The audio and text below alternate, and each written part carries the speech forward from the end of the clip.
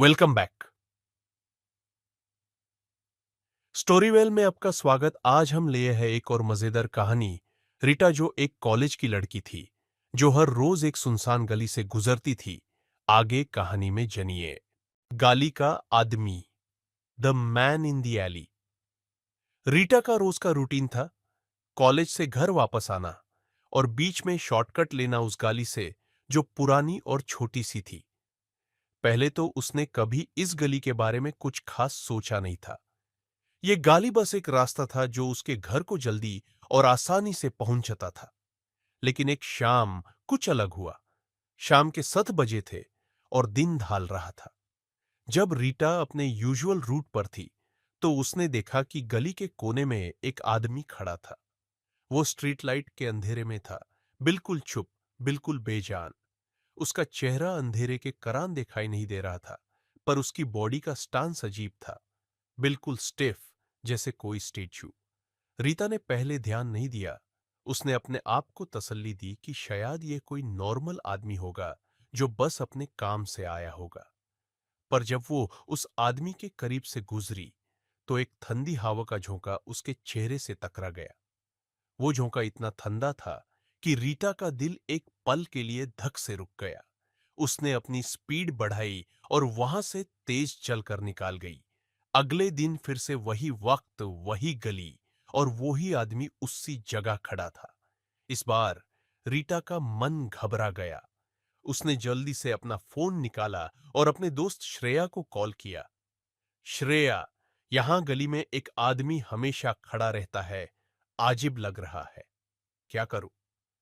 श्रेया हंसी और बोला, अरे यार, तू ज्यादा सोच मत। ये बस तेरा वहम है, कोई भी हो सकता है, टेंशन मत ले। पर रीटा को यह बात कुछ हजम नहीं हुई। रोज वो आदमी उसी जगह, उसी पोज में, उसी वक्त मिलता। दिन बीतने लगे और अब उस आदमी के होने की आदत सी होने लगी थी। लेकिन एक दिन कुछ अलग था। उस दिन जब रीटा उस आदमी के पास से गुजरी, तो उसने एक हल्की सी आवाज सुनी, जैसे कोई उसको बुला रहा हो। रीटा। रीटा का नाम एक बिल्कुल धीमी सी आवाज में। रीटा ने पलट के देखा, पर उस आदमी का चेहरा अंधेरे में छुपा हुआ था। वो बिल्कुल हिला भी नहीं। बस उसके करीब से गुजरते वक्त वो आवाज आई थी। उसका दिल अब तेज धड़क रहा था। क्या ये सच में आवाज थी, या उसका ब्रेन उसके साथ खेल खेल रहा था? वो रात उसके लिए मुश्किल थी।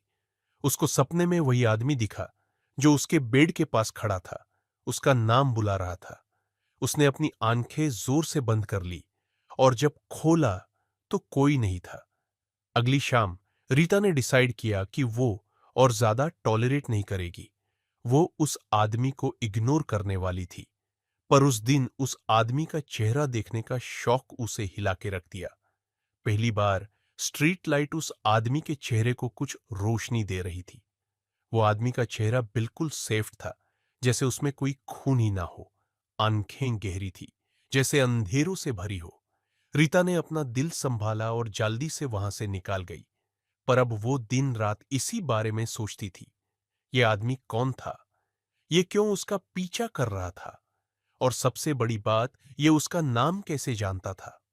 उसने अपने दोस्त श्रेया के साथ ये सब बातें शेयर की और श्रेया ने मजाक में लेते हुए बोला, चल हम कल उस गाली को एक्सप्लोर करते हैं, देखते हैं ये मिस्ट्री आदमी कौन है। अगली दिन रीटा और श्रेया ने मिलकर उस गली का प्लान बनाया। जब वो वहां पहुंची, तो गली बिल्कुल सुनसान थी, जैसे हमेशा होती थी। लेकिन उस दिन कोई आदमी नहीं था। श्रेया ने हंस के बोला, देख, मैंने कहा था ना, ये सब बस तेरा वहम था। पर जैसे ही वो वापस जाने लगी, एकदम से एक ठंडी हवा का झोंका चला और पीछे से एक चीज गिरा। एक पुरानी तस्वीर का फ्रेम था जो गली के एक पुराने घर के बाहर पड़ा था।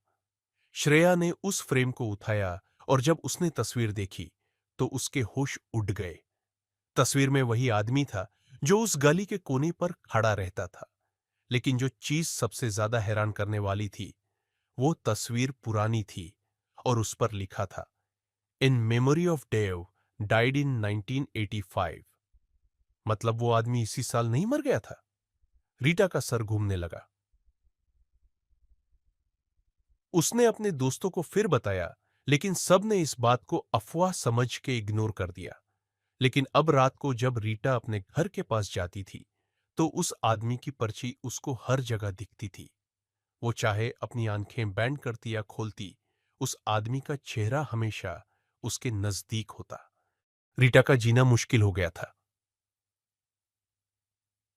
उसने पुलिस को कॉल किया, पर जब पुलिस वहां पहुंची तो उन्होंने सिक्योरिटी कैमरास चेक किए और जो फुटेज मिली उसने रीटा के होश उड़ा दिए। कैमरा में कोई आदमी था ही नहीं। हर फुटेज में बस रीटा ही थी, अकेले उस गली से गुजरती हुई।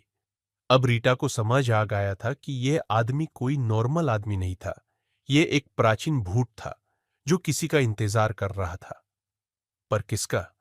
क्या यह रीटा के लिए आया था? अब रात को जब भी रीता आंख बंद करती, उसको वही आवाज सुनाई देती थी, रीता, मुझे मत देखो।